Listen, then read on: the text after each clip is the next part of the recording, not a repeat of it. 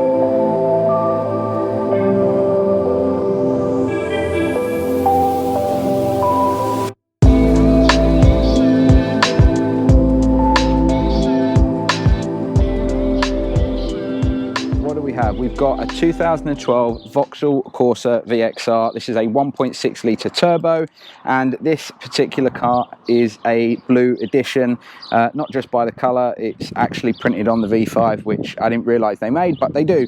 And it's quite a cool car actually, but I bought this as a non-runner.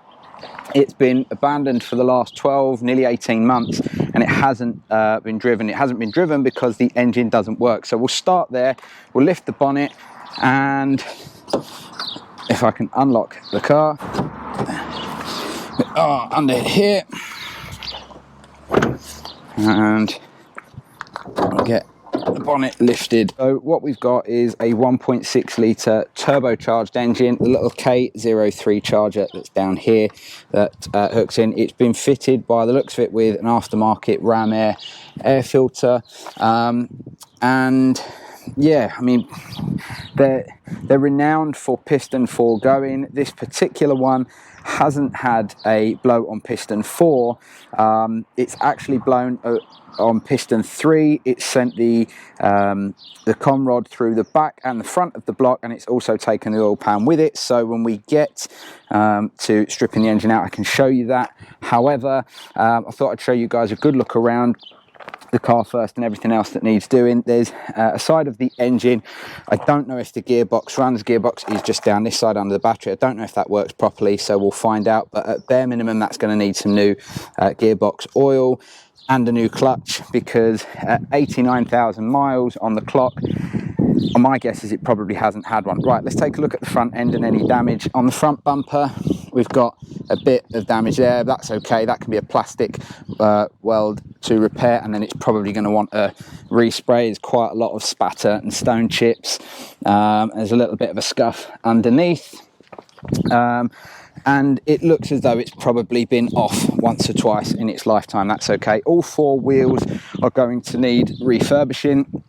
Now, the tyres have had to be replaced already because they were as flat as a pancake, and we couldn't even get it onto the trailer. So same situation with the rear. Again, the wheels, they're not actually too bad. There's just, they've had paint before, and it looks as though the paint is flaked off and coming away.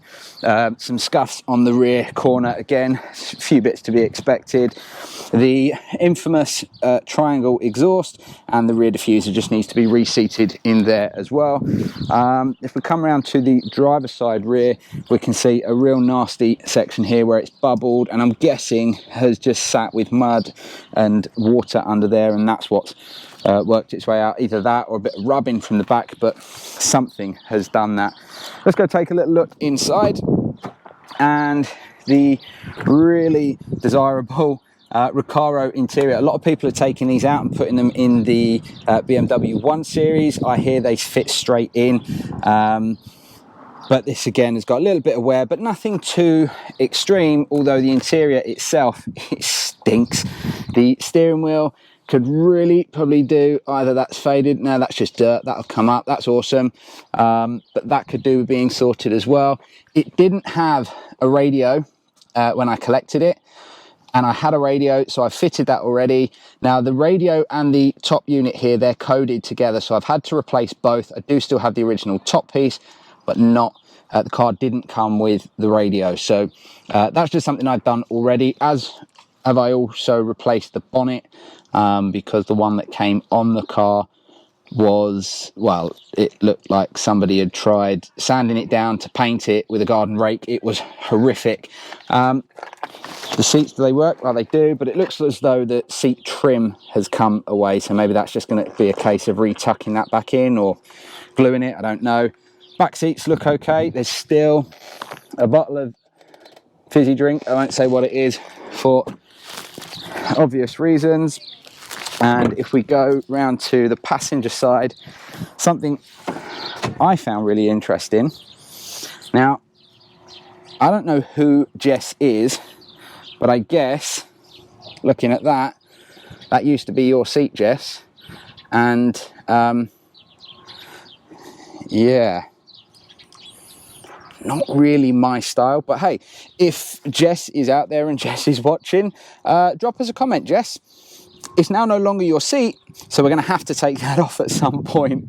The glove box was hanging off as well. It was just a little bolt, a little plastic trim to stick back in there. But you can see the interior is looking pretty worse for wear at the moment in terms of cleanliness. It's going to need a clean up. It looks as though this has just sort of come off the rails, so I have to see if I can get that refitted as well. But the primary job is going to be getting the car running and driving. So you know what, I'm not going to mess around with showing you guys a time lapse of me cleaning the car. I'm going to clean the car, but I want to get straight into the engine work. So we're going to get straight onto pulling it onto the drive, facing the garage, and stripping that engine out so that we can get to work on finding out what needs doing, what parts I need to buy. But I have a plan for this engine, and I'm not going to go standard parts. I think what we're going to do is forge this engine. It makes sense. It makes sense to make it stand out and be different. So let's get cracking. Let's get it on the drive and let's start ripping it out. See you in a bit. So today I'm going to start the process of taking the broken engine out of the car, stripping it down so I can get the crank and the head off to the machine shop with the new block that I've got, and then we can start getting it put back together. But this is going to be the first time I've ever taken an engine out of a car, so it's going to be a journey of discovery for me, and I'm sure I'm going to get a load of things wrong. But what I'm going to do is go a little bit overkill and label everything up so I know where it goes when it goes back in. I might not actually need to do it, but I'm going to do it anyway. So to start off, it's battery out and air filter off too, and then we can start labeling things up, mass sensor and all of the positive negative terminals. And you know, with respect, it was a little bit overkill from the get-go. Everything only seemed to connect into one spot, so I think this one was going to be a little bit easier than I first thought in terms of the wiring, but I'm not going to count my chickens just yet.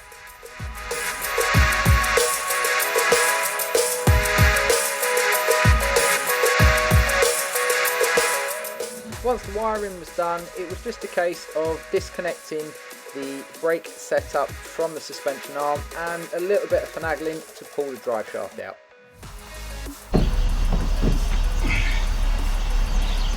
First drive shaft out. So this has been a bit of a longer process than I thought, really, but we're up to this point now whereby I've got battery tray, everything out on the right hand side here. I've started dismantling a load of the stuff on the front here and getting everything sort of away from the engine. I have put the wheels back on, but I have already taken out the drive shaft. I have both of those in the garage here, so they were just a case of the 36mm nut that holds that onto the hub, and then knock that out, and then I could pull them on the other side. They're in decent condition. I've now got the engine crane ready to hook up, so the next step for me is going to be hook everything together. Okay, everything is strapped up. I've taken the engine mount out that side because it needs to come all the way out. This has got tension on it, and this will start to build some tension shortly. I believe I've loosened everything off, so we're going to start pulling and see how it looks.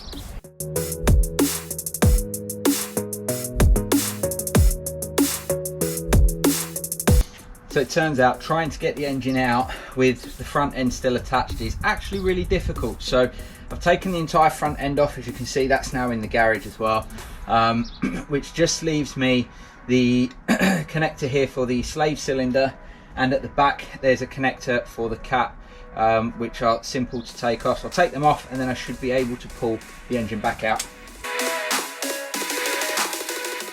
Really and truly, the most difficult part with pulling this out was making sure that I didn't hit any of the hard lines, and I didn't go dragging anything else or pulling the engine mounts across the chassis. But once I'd started to clear my way through, it was out and disconnecting the last two connections, and we were home and dry.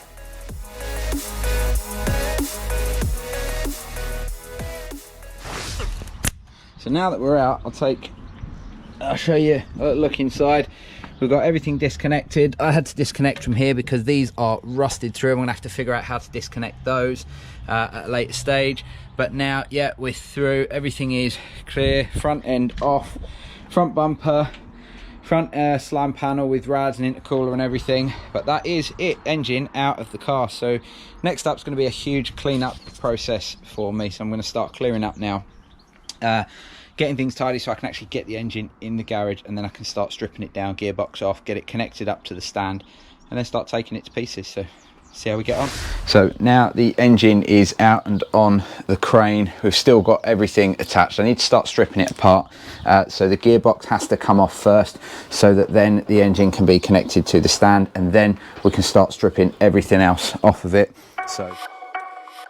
So I had to undo all of the bolts that were holding the gearbox on the bell housing to the engine, and once they were all out, just a little bit of persuasion here just to get them to start separating. After all, it had been together for quite a while.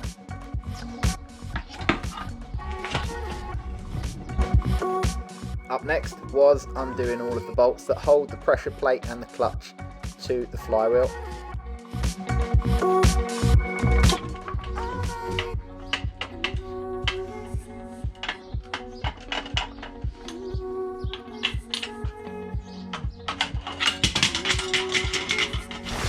In order to hook the engine up to the engine stand, I'm going to need some longer bolts. The bell housing bolts aren't long enough to fit the block to the stand. So what I'm going to do until I go out is start disassembling the wiring harness off of the engine itself, and then start taking all the ancillary parts off that I can, and then I'll nip out and I'll grab the bits that I need for all the long bolts to hook the block up to the engine stand.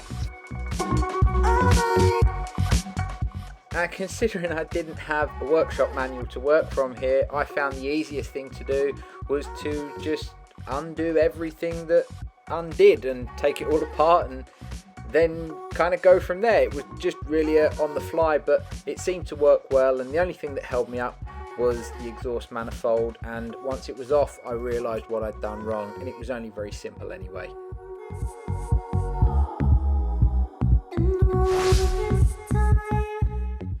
When it came to the front side of the engine with the auxiliary belt off, I started taking off the alternator, which was pretty easy, a couple of bolts. Next on to the AC compressor, again just 3 bolts holding that, and then we look at the water pump, and not really a great deal of coolant left in it. The front bolt coming off the crank, and then I can start disassembling everything else around that one too, and starting to expose the cams and the timing belt, ready to take that off too.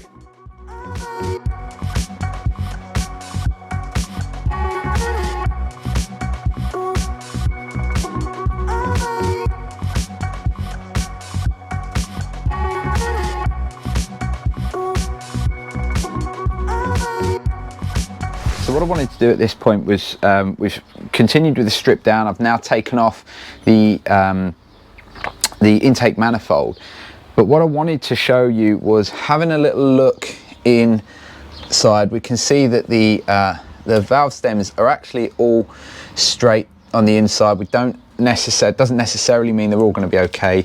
We may have some leaks in there, but what I wanted to show you was this block, and in fact you can see all the way through the block to the other side of the engine. So everything else is now ready to come away. I've taken the rocker cover gasket on, and it's an absolute state in here. Oil everywhere in every chamber. I mean, that's swimming in oil. The head doesn't look as though it's been looked after too well either. My guess is it hasn't had regular oil changes at all, but I'm going to take the head bolts out, try and get the head moved slightly, because the difficulty I'm having is there is one bolt down here which I can't actually get into because the manifold is in the way. So I've taken everything apart. I've probably taken off more than I need to, but I've taken everything apart to have a good look and see how I can get to it. That's the only sort of trouble that's holding me up now, but once that's off, everything else can be stripped apart and ready to go off to the machine shop.